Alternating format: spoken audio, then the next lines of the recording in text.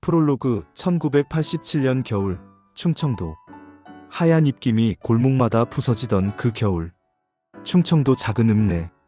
오래된 간판들이 삐걱거리는 시골 장터 한가운데 순회 국밥집이 있었다. 국밥집은 넓지 않았다. 나무 의자 8개, 양은 그릇들, 그리고 사람 냄새. 하지만 늘 사람들로 북적였다. 말 한마디 없이도 위로가 되는 그런 공간이었다. 그날도 아침부터 손님들이 찾아왔다. 순애씨, 오늘도 국물 끝내주네. 허허, 이게 바로 사람 손맛이지. 순애는 조용히 웃으며 빈 그릇을 치웠다. 50줄에 접어든 여자. 얼굴엔 세월의 흔적이 있었지만 눈빛만큼은 여전히 맑았다. 부드러운 듯 단단하고 웃음은 따뜻하지만 가끔은 멀리 어딘가를 바라보는 눈을 가진 사람. 마치 오래된 그리움 하나를 가슴에 박아둔 것처럼. 주방에서는 민수가 묵묵히 일하고 있었다. 22 청년. 어머니를 닮아 말수가 적었다. 하지만 손은 빨랐고 눈빛은 깊었다. 세상에 크게 욕심낼 줄 모르는 사람. 민수야, 파 좀 더 썰어놔라. 네, 어머니. 이게 그들의 일상이었다. 평범하고 조용하고 그저 흘러가는 하루하루. 하지만 모든 건 그날 오후부터 달라지기 시작했다. 일장 낯선 손님의 등장. 오후 2시. 점심 장사가 끝나고 한산해진 시간. 민수는 테이블을 닫고 있었다. 따르르. 문이 열렸다. 민수는 습관적으로 고개를 들었다. 그리고 멈췄다. 낯선 남자가 들어서고 있었다. 정장 차림이었다. 고급스러운 울코트. 하지만 어딘가 흙먼지가 묻어 있었다. 50대 중반쯤 됐을까? 키는 크지 않았지만 걸음걸이에 묘한 무게감이 있었다. 저 사람 누구지? 민수는 직감적으로 느꼈다. 이 동네 사람이 아니라는 걸. 아니, 이 동네 국밥집에 어울리지 않는 사람이라는 걸. 어서 오세요. 민수는 인사했지만 목소리가 평소보다 조금 굳어 있었다. 남자는 천천히 가게 안을 둘러봤다. 마치 오래된 기억을 더듬는 것처럼. 벽에 걸린 달력, 구석에 된장 항아리, 낡은 라디오. 그의 눈빛이 흔들렸다. 자리, 앉으셔도 됩니다. 민수가 다시 말하자 남자는 고개를 끄덕이고 구석자리로 걸어갔다. 창가 자리. 거기 앉아 그는 한참을 밖을 바라봤다. 민수는 다가갔다. 뭘로 드릴까요? 남자가 천천히 고개를 들었다. 민수와 눈이 마주쳤다. 순간 묘한 감정이 스쳤다. 뭐라 설명할 수 없는, 하지만 분명히 뭔가 있었다. 순댓국? 남자의 목소리는 중후했다.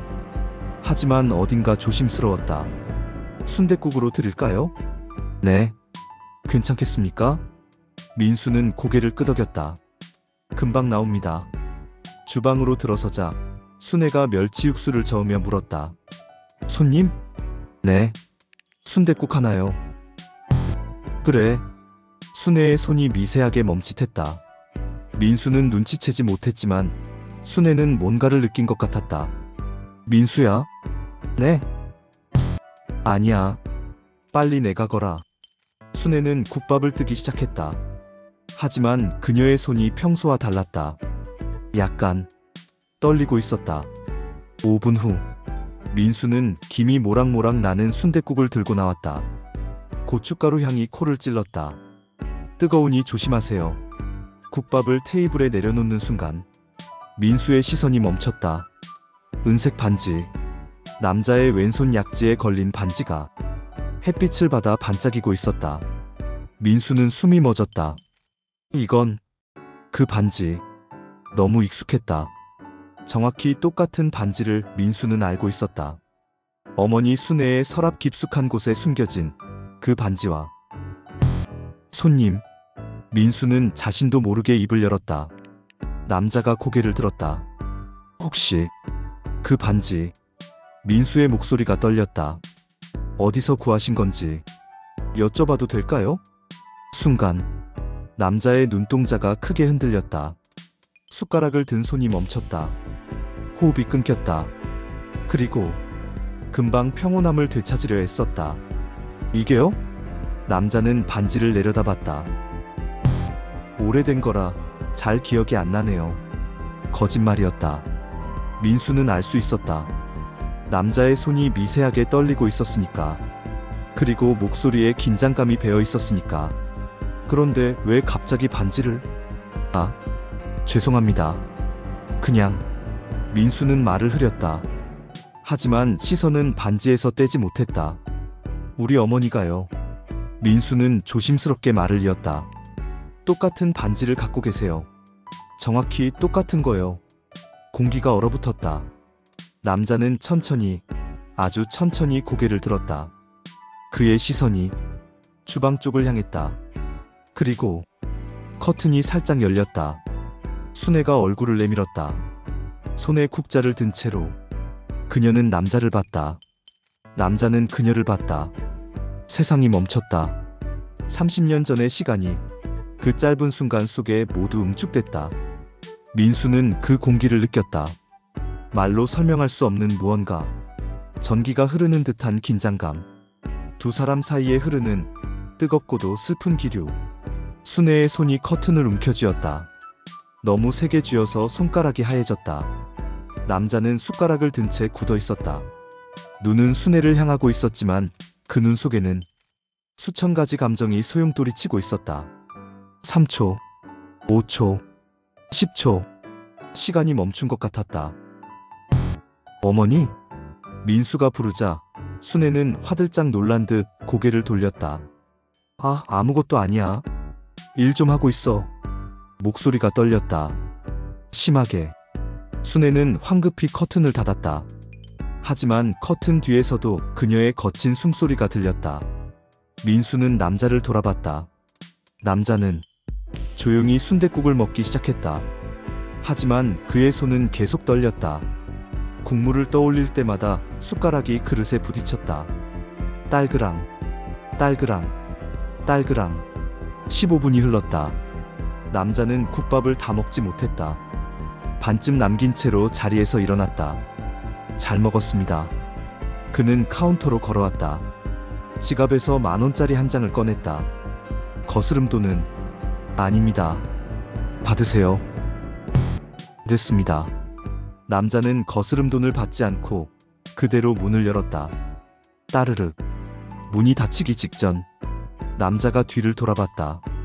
주방 커튼을 향해. 그의 눈빛은 간절했다. 그리고 슬펐다. 민수는 창밖을 봤다. 남자는 천천히 걸어가고 있었다. 골목 모퉁이를 돌 때까지 한 번도 뒤를 돌아보지 않았다. 아니, 돌아보지 못한 것처럼 보였다.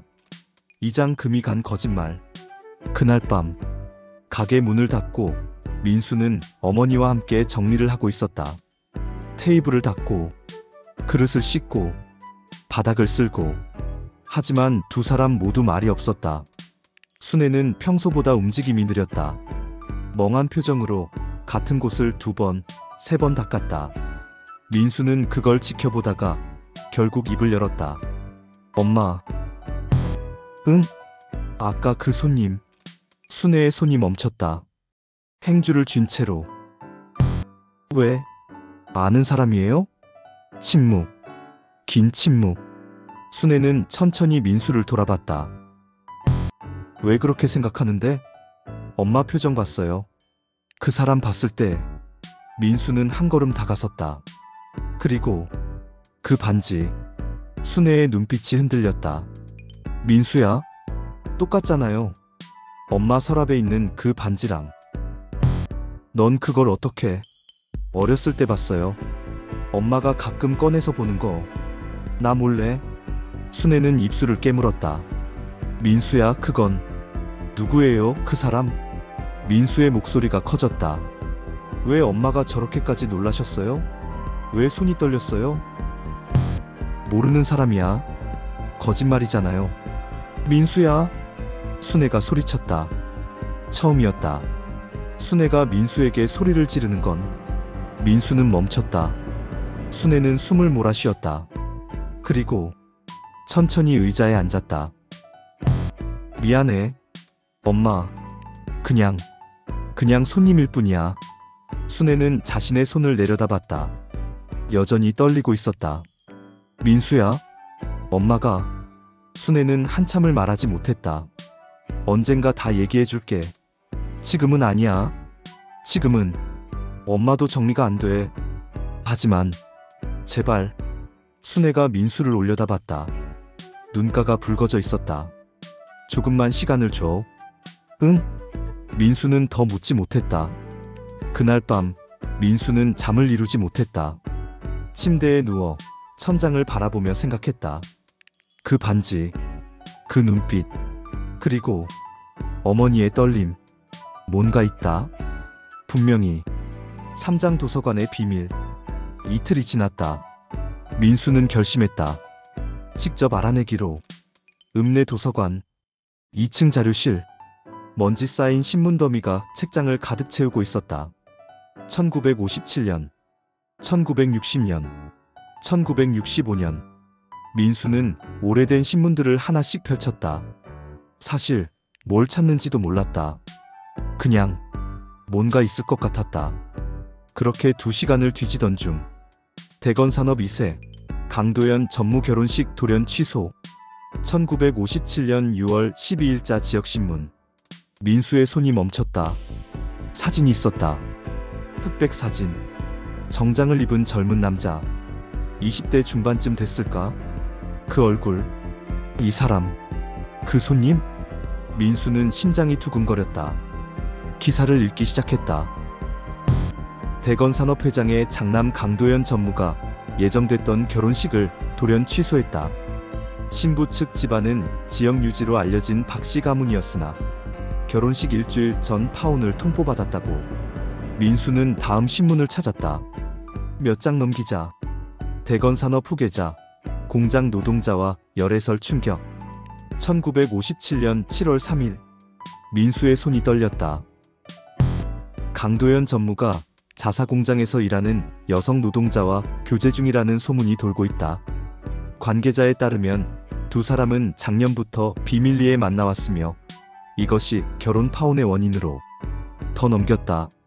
대건산업 회장, 아들 열애 강력 반대. 여성 행방불명.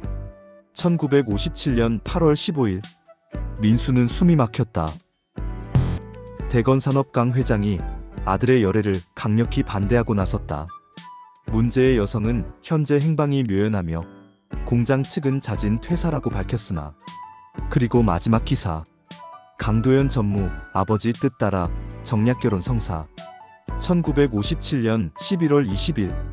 사진 속 강도연은 웃고 있지 않았다. 신부 옆에 서 있었지만 그의 눈빛은 텅 비어 있었다. 민수는 신문을 내려놨다. 손이 떨렸다. 공장 노동자, 행방불명. 그리고 민수는 다른 기사들을 더 찾았다. 1시간을 더 뒤진 끝에 작은 지역 신문 구석에서 발견했다. 이주 노동자 가족, 충청도로 이주. 1958년 봄. 사진은 없었다. 하지만 기사 속 여성의 이름. 김순애. 민수의 심장이 멎었다. 엄마 이름이잖아. 민수는 모든 퍼즐이 맞춰지는 걸 느꼈다. 그리고 그럼 나는? 무릎이 풀렸다. 그 사람이 아들? 도서관 의자에 주저앉아 민수는 한참을 움직일 수 없었다. 사장 대건산업본사. 다음 날 아침 민수는 어머니에게 거짓말을 했다. 엄마, 친구 만나러 갈게요. 그래, 조심해라. 순애는 묻지 않았다. 요즘 민수가 힘들어한다는 걸 알고 있었으니까. 민수는 버스를 탔다. 읍내에서 시내까지 1시간 반. 그리고 도착했다. 대건산업본사. 거대한 빌딩. 유리로 된 외벽. 정장 입은 사람들이 분주하게 오갔다. 민수는 작업복 차림 그대로였다. 낡은 점퍼, 때 묻은 운동화. 여기가 맞나? 주눅이 들었다. 하지만 발을 떼었다. 정문으로 들어서자 경비가 민수를 막아섰다. 어디 볼 일 있으세요? 회장님 만나러 왔습니다. 경비는 민수를 위아래로 훑어봤다. 의심의 눈빛. 예약 있으세요? 없습니다. 그럼 안 됩니다. 돌아가세요. 하지만 꼭 만나야 해요. 예약 없이는. 순애라고 전해주세요. 민수가 끼어들었다. 김순애. 그 이름만 전해주시면 됩니다. 경비의 표정이 변했다. 뭔가 알아듣는 표정. 잠시만 기다리세요. 경비는 인터폰을 들었다. 누군가와 통화했다. 그리고 놀란 표정으로 민수를 봤다. 10층으로 올라가세요. 네. 엘리베이터 타고 10층. 비서실에서 안내할 겁니다. 민수는 믿기지 않았다. 하지만 엘리베이터에 올랐다. 10층. 문이 열리자 정장 차림의 여비서가 기다리고 있었다. 이쪽으로 오세요. 민수는 따라갔다. 긴 복도, 고급스러운 카펫, 벽에 걸린 그림들, 그리고 무거운 나무문 앞에 섰다. 들어가세요.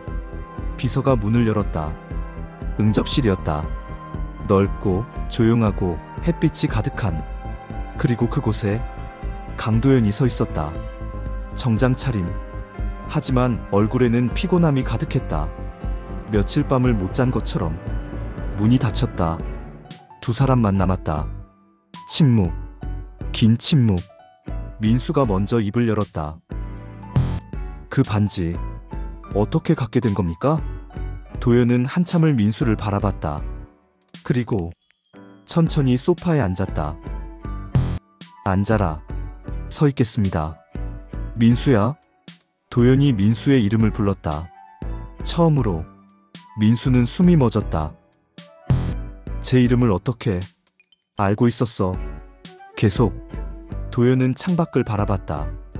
그 반지는 네 어머니와 내가 서로의 마음을 나눴던 증표였다. 민수는 주먹을 쥐었다. 그럼 정말 그래. 나는. 도연이 민수를 똑바로 봤다. 내 아버지다. 세상이 멈췄다. 5장 30년 전의 진실. 왜? 민수의 목소리가 떨렸다. 왜 버리셨습니까? 버린 게 아니야. 그럼 뭡니까? 민수가 소리쳤다. 30년 동안 왜 찾아오지 않으셨어요? 엄마가 얼마나 힘들었는지 아세요? 도연은 고개를 숙였다. 알고 있어. 알면서 왜? 지킬 수 없었어. 뭘요? 너희를. 도연이 고개를 들었다. 눈이 붉어져 있었다. 내가 그때 26이었어. 회사 후계자였지. 하지만 실권은 아무것도 없었어. 모든 걸 아버지가 결정했지. 도연은 숨을 몰아쉬었다. 순애를 처음 본 건 공장에서였어. 1956년 봄.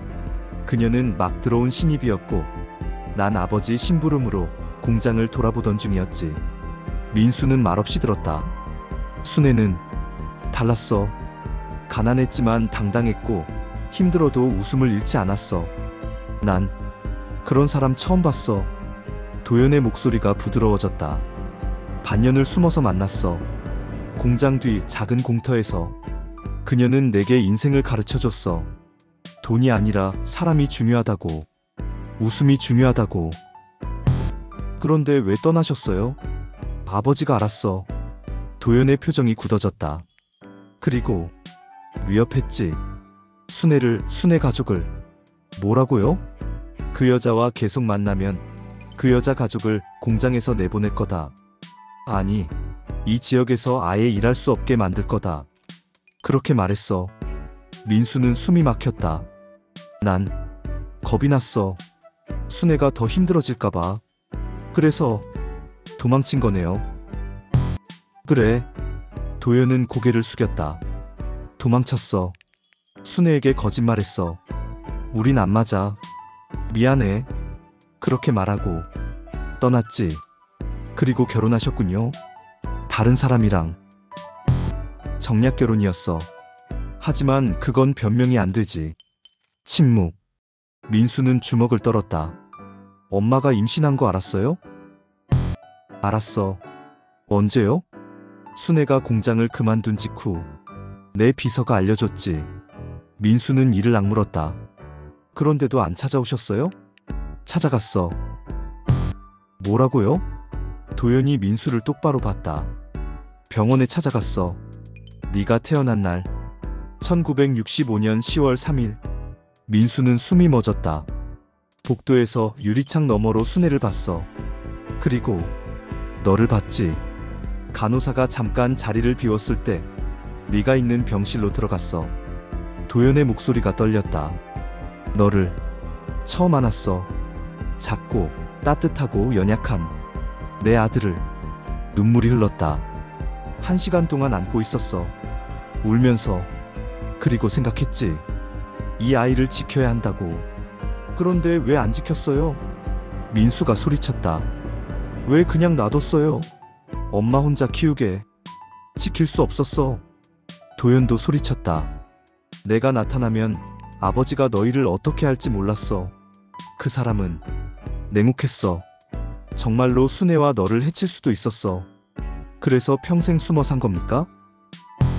그래. 도연은 무너졌다. 겁쟁이였어. 나는 겁쟁이였어. 민수는 돌아섰다. 더 들을 게 없네요. 민수야. 전 그냥 국밥집 아들로 살 겁니다. 그게 더 나아요. 민수는 문을 열고 나갔다. 도연은 그 자리에 무너져 앉았다. 육장 어머니의 고백. 민수가 집에 돌아온 건 밤 9시였다. 국밥집은 이미 문을 닫았고 순애는 주방에서 설거지를 하고 있었다. 민수야, 어디 갔었어? 엄마. 민수의 목소리에 순애는 돌아봤다. 민수의 얼굴을 본 순간 순애는 알았다. 알아버렸구나. 네. 민수는 천천히 다가갔다. 왜 말 안 하셨어요? 말할 수 없었어. 왜요?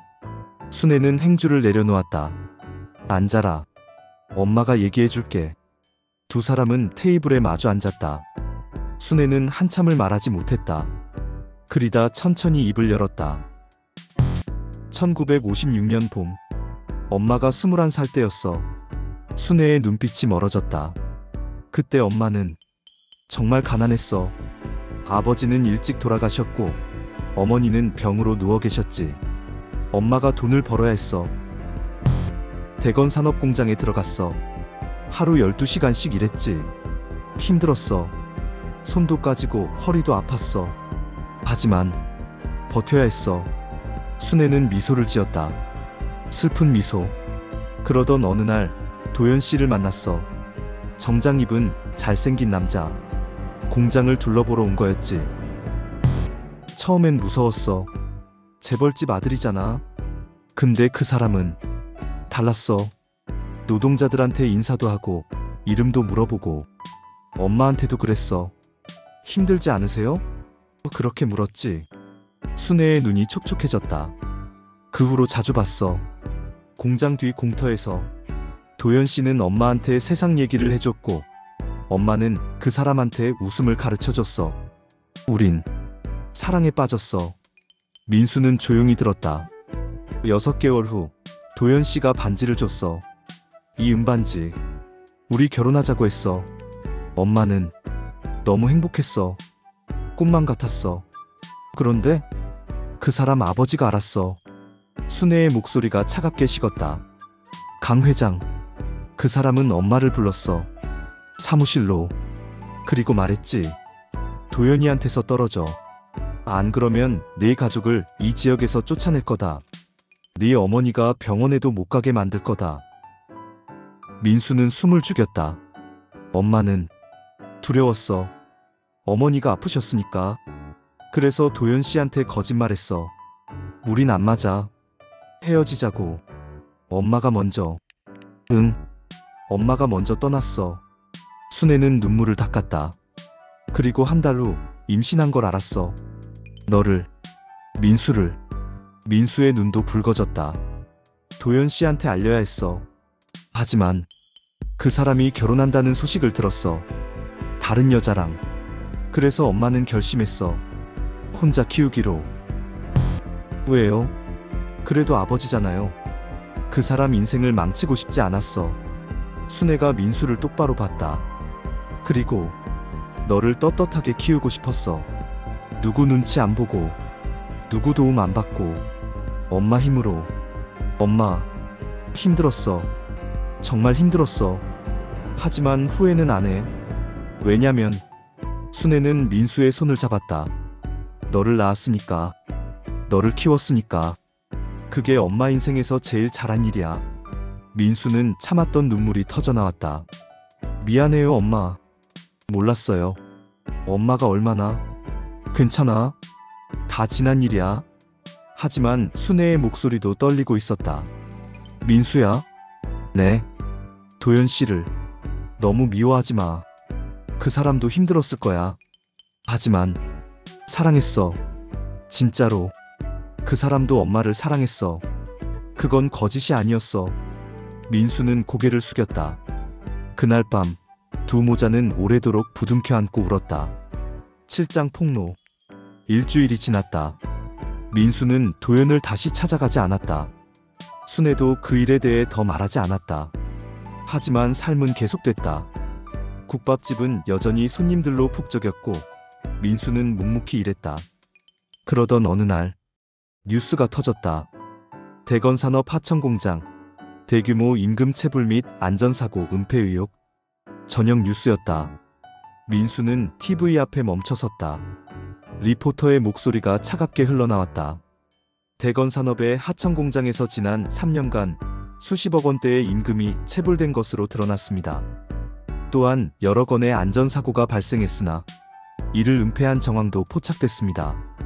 화면이 바뀌었다. 낡은 공장 건물, 그리고 인터뷰하는 노동자들. 민수는 그들을 알았다. 저건 우리 동네 공장이잖아. 민수가 아는 사람들이었다. 같은 동네에서 자란 형들, 누나들. 그들이 일하는 공장. 이렇게 일해도 돈을 제때 못 받아요. 애들 학비는 어떻게 내요? 기계가 고장났는데도 그냥 돌려요. 위험하다고 말해도 안 들어요. 그러다 사고 나면 우리 책임이래요. 민수는 주먹을 쥐었다. 다음 날 민수는 곧장 대건산업으로 향했다.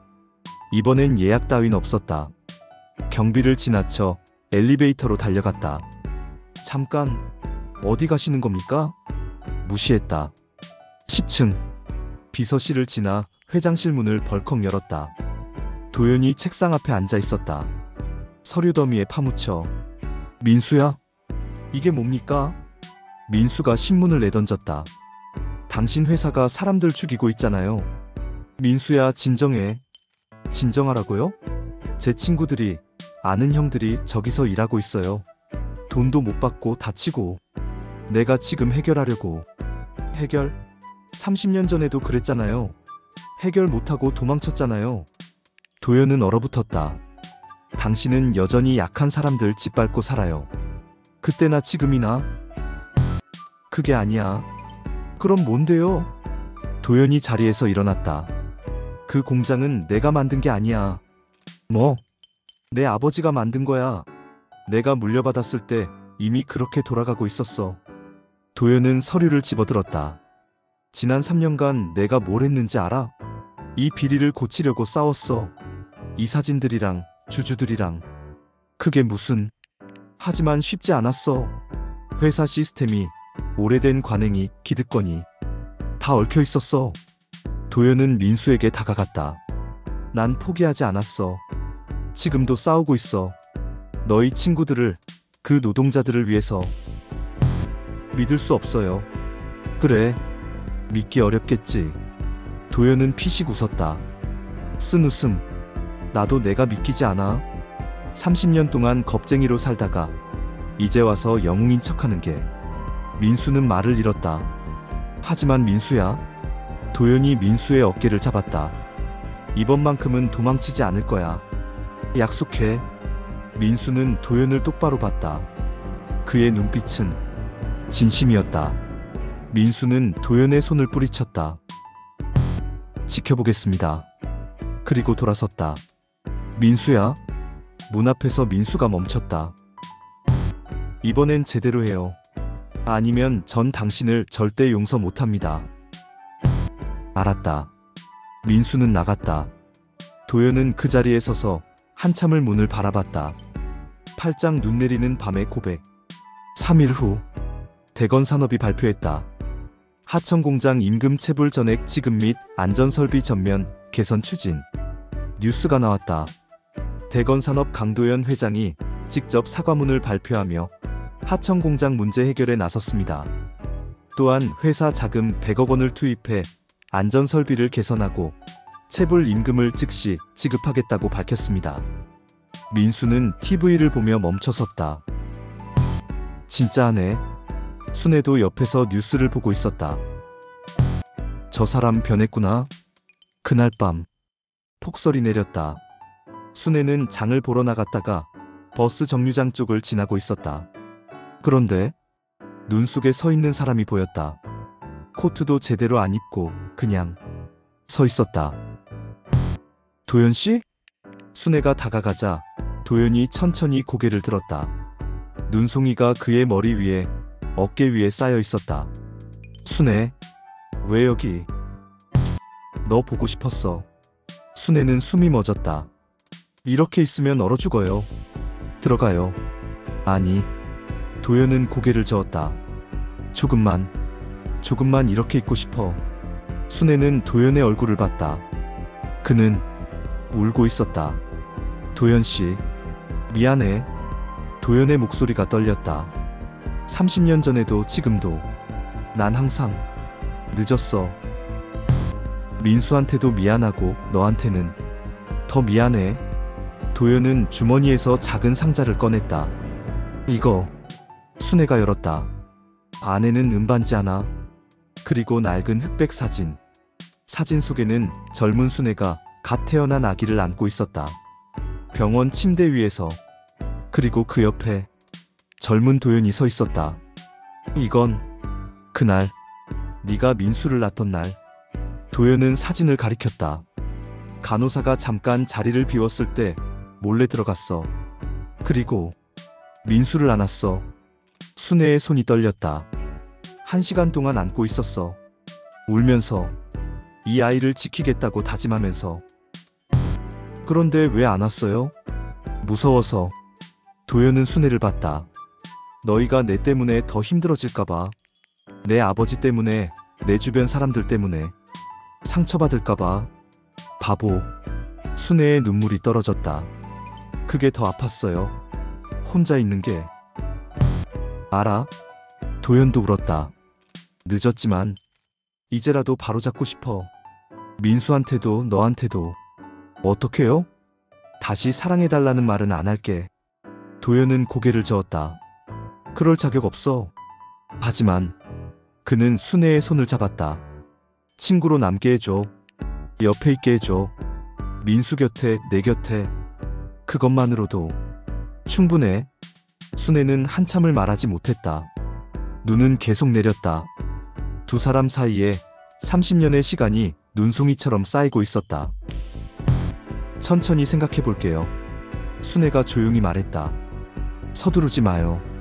우린 이미 충분히 서둘렀으니까. 도현은 고개를 끄덕였다. 고마워. 두 사람은 눈 속에 서 있었다. 말없이. 하지만 따뜻하게. 구장 국밥 한 그릇. 다음날 새벽 5시. 민수는 국밥을 끓이고 있었다. 멸치 육수, 순대, 고춧가루, 다진 마늘. 어머니가 평생 해온 그 방식 그대로. 6시가 되자 민수는 보온병에 국밥을 담았다. 그리고 집을 나섰다. 버스를 타고 시내로. 대건산업회장 공관. 민수는 대문 앞에 섰다. 초인종을 눌렀다. 잠시 후 도현이 직접 문을 열었다. 잠옷차림. 머리가 헝클어진. 하지만 눈빛은 또렷했다. 민수야, 들어가도 됩니까? 그래, 들어와. 거실. 민수는 보온병을 열어 국밥을 그릇에 따랐다. 김이 모락모락 올라왔다. 이게 엄마가 끓인 거예요. 제가 가져왔고요. 도현은 그릇을 바라봤다. 왜? 먹어보세요. 민수가 숟가락을 내밀었다. 도현은 떨리는 손으로 숟가락을 받았다. 한 숟가락 떠서 입에 넣었다. 순간 도현의 눈이 커졌다. 이 맛, 30년 전에도 이랬나요? 응, 똑같아. 도연은 눈물을 흘리며 국밥을 먹었다. 민수는 그걸 지켜봤다. 민수야? 네. 내가 아버지라고 불릴 자격이 있을까?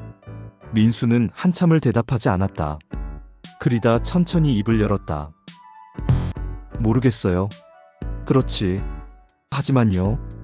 민수가 도연을 봤다. 엄마가 그러셨어요. 국밥은요, 같이 먹는 사람이 가족이래요. 도연은 숨이 멎었다. 지금 당장은 아니어도 천천히 같이 먹다 보면 언젠가는 가족이 될 수 있지 않을까요? 도연은 더 이상 참지 못하고 울었다. 고맙다. 정말 고맙다. 민수도 눈시울이 붉어졌다. 대신 조건이 있어요. 뭐든지 진짜로 바꿔요. 회사도 공장도 약한 사람들 짓밟지 마세요. 약속한다. 그리고 민수는 숟가락을 들었다. 같이 먹어요. 국밥. 도연은 고개를 끄덕였다. 두 사람은 마주 앉아 국밥을 먹었다. 말없이, 하지만 따뜻하게. 그 아침 30년 만에 아버지와 아들은 처음으로 밥을 함께 먹었다. 십장 봄이 오면 6개월이 지났다. 순회 국밥집 간판이 바뀌었다. 순회 내 가족 국밥. 테이블도 늘었다. 손님도 더 많아졌다. 그리고 주방에는 세 사람이 있었다. 순회, 민수, 그리고 앞치마를 두른 도연. 도연 씨, 파는 이렇게 써는 거예요. 아, 이렇게? 더 잘게요. 알았어. 손님들이 웃었다. 저 양반 회장님 아니에요? 맞아. 대건산업. 근데 왜 여기서 일해? 글쎄, 뭔가 사연 있나 봐. 민수는 웃으며 국밥을 날랐다. 완벽하지 않았다. 여전히 어색한 순간도 있었다. 도연이 손을 베이기도 했고 순애가 쌀쌀맞게 굴 때도 있었다. 하지만 점점 가까워지고 있었다. 저녁 가게 문을 닫고 세 사람은 테이블에 앉아 저녁을 먹었다. 오늘 손님 많았네. 응, 주말이라 그런가 봐. 민수야, 내일 재료 더 사와야겠다. 네. 평범한 대화. 하지만 그 평범함이 이들에겐 기적이었다. 도연은 순애를 봤다. 순애도 도연을 봤다. 두 사람은 미소를 지었다. 말하지 않아도 알 수 있었다. 우린 괜찮아질 거야. 카운터 옆 작은 액자. 그 안에는 은반지 2개가 나란히 놓여 있었다. 그리고 그 아래 문구. 늦어도 괜찮다. 돌아왔으니까. 에필로그 1년 후. 봄. 국밥집 앞마당에 작은 벚나무가 심어졌다. 도연이 심은 거였다. 이 나무가 크면 우리도 더 가까워질 거야. 그렇게 말하며 1년이 지난 지금 나무는 꽃을 피웠다. 작지만 예쁜 분홍빛 꽃들. 민수는 그 꽃을 보며 웃었다. 정말 피었네. 그러게. 옆에 도연이 서 있었다. 민수야? 네. 이제 날 뭐라고 부르면 좋을까? 민수는 한참을 생각했다. 그리다 천천히 입을 열었다.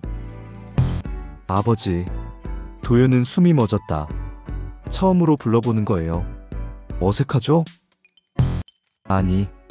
도연은 울었다. 고마워. 정말. 민수도 눈시울이 뜨거워졌다. 앞으로 잘 부탁드립니다. 아버지. 나야말로. 두 사람은 벚꽃 아래 서 있었다. 순애가 가게 문을 열며 소리쳤다. 너희 둘, 언제까지 거기 서 있을 거야? 손님 오신다. 네. 알았어요. 세 사람은 웃으며 가게로 들어갔다. 벚꽃은 바람에 흩날렸다. 하얀 눈송이처럼. 하지만 이번엔 차갑지 않았다. 따뜻했다. 그렇게 순애네 가족 국밥집에는 봄이 왔다. 30년이 걸린 긴 겨울을 지나 마침내 봄이 왔다. 민수는 도연과의 불화 이후 대건산업에서 임금체불과 안전사고, 은폐 의혹이 보도되자 그의 친구들과 아는 사람들이 위험한 상황에 처해 있다는 사실에 분노한다. 민수는 도연을 찾아가서 분노를 표출하지만 도연은 공장의 상황을 고치기 위해 노력하고 있다고 주장하면서 서로의 입장이 대립한다. 도연은 민수에게 마지막 기회를 약속하고 민수는 그를 신뢰하기로 결심하면서도 경계감을 잃지 않는다. 하천공장 임금 체불 문제 해결을 위해 대건산업의 회장이 사과하며 100억 원을 투입해 안전설비를 개선하겠다고 발표했어. 순애는 눈 속에서 도연을 만나고 그의 진심 어린 사과를 듣게 돼. 도연은 과거의 기억을 떠올리며 순애에게 다시 친구로 남아달라고 부탁하고 순애는 천천히 고민해보겠다고 말했어. 민수가 국밥을 끓이며 아버지 도연과의 따뜻한 순간을 공유하고 둘은 함께 밥을 먹으며 가족의 의미를 다시 찾는다. 도연은 민수가 끓인 국밥을 맛보며 감정이 폭받쳐 눈물을 흘리고 민수는 진정한 가족이 되는 과정에 대해 이야기한다. 이후 6개월이 지나며 국밥집이 번창하고 도연은 민수와 함께 주방에서 일하게 된다. 도연이 국밥집에서 손님에게 음식을 서빙하며 가까워지는 모습을 보여줬고 그 사이 그들은 서로의 존재를 소중히 여기게 되었다. 1년 후 도연이 심은 벚나무가 꽃을 피우고 민수가 처음으로 도연을 아버지라고 부르며 감정적인 순간을 나누었다. 순애가 가게 문을 열며 손님을 맞이하라고 재촉하면서 세 사람은 웃으며 가게로 들어갔고 비로소 따뜻한 봄을 맞이하게 되었다. 7장 폭로. 일주일이 지났다. 민수는 도연을 다시 찾아가지 않았다. 순애도 그 일에 대해 더 말하지 않았다. 하지만 삶은 계속됐다. 국밥집은 여전히 손님들로 북적였고 민수는 묵묵히 일했다. 그러던 어느 날 뉴스가 터졌다. 대건산업 하천공장 대규모 임금 체불 및 안전사고 은폐 의혹. 저녁 뉴스였다. 민수는 TV 앞에 멈춰섰다. 리포터의 목소리가 차갑게 흘러나왔다. 대건산업의 하천공장에서 지난 3년간 수십억 원대의 임금이 체불된 것으로 드러났습니다. 또한 여러 건의 안전사고가 발생했으나 이를 은폐한 정황도 포착됐습니다. 화면이 바뀌었다. 낡은 공장 건물, 그리고 인터뷰하는 노동자들. 민수는 그들을 알았다. 저건 우리 동네 공장이잖아. 민수가 아는 사람들이었다. 같은 동네에서 자란 형들, 누나들. 그들이 일하는 공장. 이렇게 일해도 돈을 제때 못 받아요. 애들 학비는 어떻게 내요? 기계가 고장났는데도 그냥 돌려요. 위험하다고 말해도 안 들어요. 그러다 사고 나면 우리 책임이래요. 민수는 주먹을 쥐었다. 다음 날 민수는 곧장 대건산업으로 향했다. 이번엔 예약 따윈 없었다. 경비를 지나쳐 엘리베이터로 달려갔다. 잠깐, 어디 가시는 겁니까? 무시했다. 10층. 비서실을 지나 회장실 문을 벌컥 열었다. 도연이 책상 앞에 앉아 있었다. 서류 더미에 파묻혀. 민수야? 이게 뭡니까? 민수가 신문을 내던졌다. 당신 회사가 사람들 죽이고 있잖아요.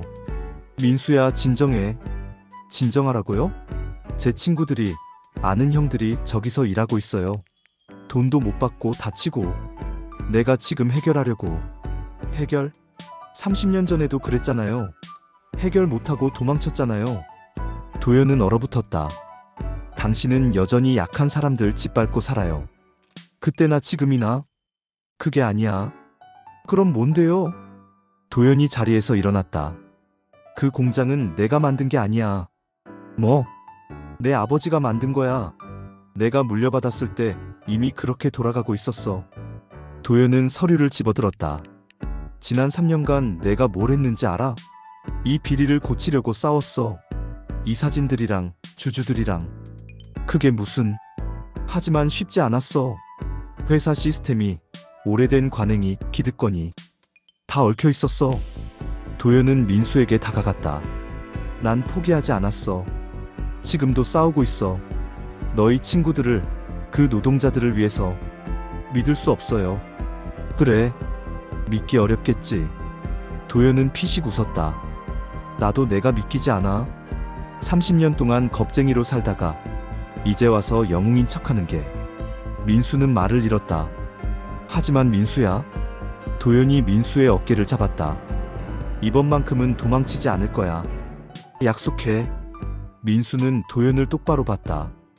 그의 눈빛은 진심이었다. 민수는 도연의 손을 뿌리쳤다. 지켜보겠습니다. 그리고 돌아섰다. 민수야? 문 앞에서 민수가 멈췄다. 이번엔 제대로 해요. 아니면 전 당신을 절대 용서 못합니다. 알았다. 민수는 나갔다. 도연은 그 자리에 서서 한참을 문을 바라봤다. 팔짱 눈 내리는 밤의 고백. 3일 후 대건산업이 발표했다. 하천공장 임금 체불 전액 지급 및 안전설비 전면 개선 추진. 뉴스가 나왔다. 대건산업 강도연 회장이 직접 사과문을 발표하며 하천공장 문제 해결에 나섰습니다. 또한 회사 자금 100억 원을 투입해 안전설비를 개선하고 체불 임금을 즉시 지급하겠다고 밝혔습니다. 민수는 TV를 보며 멈춰섰다. 진짜 하네. 순애도 옆에서 뉴스를 보고 있었다. 저 사람 변했구나. 그날 밤 폭설이 내렸다. 순애는 장을 보러 나갔다가 버스 정류장 쪽을 지나고 있었다. 그런데 눈 속에 서 있는 사람이 보였다. 코트도 제대로 안 입고 그냥 서 있었다. 도연 씨? 순애가 다가가자 도연이 천천히 고개를 들었다. 눈송이가 그의 머리 위에 어깨 위에 쌓여 있었다. 순애, 왜 여기? 너 보고 싶었어. 순애는 숨이 멎었다. 이렇게 있으면 얼어 죽어요. 들어가요. 아니. 도연은 고개를 저었다. 조금만 이렇게 있고 싶어. 순애는 도연의 얼굴을 봤다. 그는 울고 있었다. 도연 씨, 미안해. 도연의 목소리가 떨렸다. 30년 전에도 지금도 난 항상 늦었어. 민수한테도 미안하고 너한테는 더 미안해. 도연은 주머니에서 작은 상자를 꺼냈다. 이거. 순애가 열었다. 안에는 은반지 하나, 그리고 낡은 흑백 사진. 사진 속에는 젊은 순애가 갓 태어난 아기를 안고 있었다. 병원 침대 위에서. 그리고 그 옆에 젊은 도연이 서 있었다. 이건 그날 네가 민수를 낳던 날. 도연은 사진을 가리켰다. 간호사가 잠깐 자리를 비웠을 때 몰래 들어갔어. 그리고 민수를 안았어. 순애의 손이 떨렸다. 1시간 동안 안고 있었어. 울면서 이 아이를 지키겠다고 다짐하면서. 그런데 왜 안 왔어요? 무서워서. 도연은 순애를 봤다. 너희가 내 때문에 더 힘들어질까봐. 내 아버지 때문에, 내 주변 사람들 때문에 상처받을까봐. 바보. 순애의 눈물이 떨어졌다. 그게 더 아팠어요. 혼자 있는 게. 알아? 도연도 울었다. 늦었지만 이제라도 바로잡고 싶어. 민수한테도 너한테도. 어떡해요? 다시 사랑해달라는 말은 안 할게. 도연은 고개를 저었다. 그럴 자격 없어. 하지만 그는 순애의 손을 잡았다. 친구로 남게 해줘. 옆에 있게 해줘. 민수 곁에, 내 곁에. 그것만으로도 충분해. 순애는 한참을 말하지 못했다. 눈은 계속 내렸다. 두 사람 사이에 30년의 시간이 눈송이처럼 쌓이고 있었다. 천천히 생각해 볼게요. 순애가 조용히 말했다. 서두르지 마요. 우린 이미 충분히 서둘렀으니까. 도연은 고개를 끄덕였다. 고마워. 두 사람은 눈 속에 서 있었다. 말없이. 하지만 따뜻하게. 구장 국밥 한 그릇. 다음날 새벽 5시. 민수는 국밥을 끓이고 있었다. 멸치 육수, 순대, 고춧가루, 다진 마늘. 어머니가 평생 해온 그 방식 그대로. 6시가 되자 민수는 보온병에 국밥을 담았다. 그리고 집을 나섰다. 버스를 타고 시내로. 대건산업회장 공관. 민수는 대문 앞에 섰다. 초인종을 눌렀다. 잠시 후 도연이 직접 문을 열었다. 잠옷 차림. 머리가 헝클어진. 하지만 눈빛은 또렷했다. 민수야? 들어가도 됩니까? 그래. 들어와. 민수는 보온병을 열어 국밥을 그릇에 따랐다. 김이 모락모락 올라왔다. 이게 엄마가 끓인 거예요. 제가 가져왔고요. 도연은 그릇을 바라봤다. 왜? 먹어보세요. 민수가 숟가락을 내밀었다. 도연은 떨리는 손으로 숟가락을 받았다. 한 숟가락 떠서 입에 넣었다. 순간 도연의 눈이 커졌다. 이 맛, 30년 전에도 이랬나요? 응, 똑같아. 도연은 눈물을 흘리며 국밥을 먹었다. 민수는 그걸 지켜봤다. 민수야? 네. 내가 아버지라고 불릴 자격이 있을까? 민수는 한참을 대답하지 않았다. 그리다 천천히 입을 열었다. 모르겠어요. 그렇지. 하지만요. 민수가 도연을 봤다. 엄마가 그러셨어요. 국밥은요, 같이 먹는 사람이 가족이래요. 도연은 숨이 멎었다. 지금 당장은 아니어도 천천히 같이 먹다 보면 언젠가는 가족이 될 수 있지 않을까요? 도연은 더 이상 참지 못하고 울었다. 고맙다. 정말 고맙다. 민수도 눈시울이 붉어졌다. 대신 조건이 있어요. 뭐든지 진짜로 바꿔요. 회사도 공장도. 약한 사람들 짓밟지 마세요. 약속한다. 그리고 민수는 숟가락을 들었다. 같이 먹어요. 국밥. 도연은 고개를 끄덕였다. 두 사람은 마주 앉아 국밥을 먹었다. 말없이, 하지만 따뜻하게. 그 아침 30년 만에 아버지와 아들은 처음으로 밥을 함께 먹었다. 십장 봄이 오면 6개월이 지났다. 순의 국밥집 간판이 바뀌었다. 순의 내 가족 국밥. 테이블도 늘었다. 손님도 더 많아졌다. 그리고 주방에는 세 사람이 있었다. 순의, 민수, 그리고 앞치마를 두른 도연. 도연 씨, 파는 이렇게 써는 거예요. 아, 이렇게? 더 잘게요. 알았어. 손님들이 웃었다. 저 양반 회장님 아니에요? 맞아. 대건산업. 근데 왜 여기서 일해? 글쎄, 뭔가 사연 있나 봐. 민수는 웃으며 국밥을 날랐다. 완벽하지 않았다. 여전히 어색한 순간도 있었다. 도연이 손을 베이기도 했고 순애가 쌀쌀맞게 굴 때도 있었다. 하지만 점점 가까워지고 있었다. 저녁, 가게 문을 닫고 세 사람은 테이블에 앉아 저녁을 먹었다. 오늘 손님 많았네. 응, 주말이라 그런가 봐. 민수야, 내일 재료 더 사와야겠다. 네. 평범한 대화. 하지만 그 평범함이 이들에겐 기적이었다. 도연은 순애를 봤다. 순애도 도연을 봤다. 두 사람은 미소를 지었다. 말하지 않아도 알 수 있었다. 우린 괜찮아질 거야. 카운터 옆 작은 액자. 그 안에는 음반지 2개가 나란히 놓여 있었다. 그리고 그 아래 문구. 늦어도 괜찮다. 돌아왔으니까. 에필로그 1년 후. 봄. 국밥집 앞마당에 작은 벚나무가 심어졌다. 도연이 심은 거였다. 이 나무가 크면 우리도 더 가까워질 거야. 그렇게 말하며 1년이 지난 지금 나무는 꽃을 피웠다. 작지만 예쁜 분홍빛 꽃들. 민수는 그 꽃을 보며 웃었다. 정말 피었네. 그러게. 옆에 도연이 서 있었다. 민수야? 네. 이제 날 뭐라고 부르면 좋을까?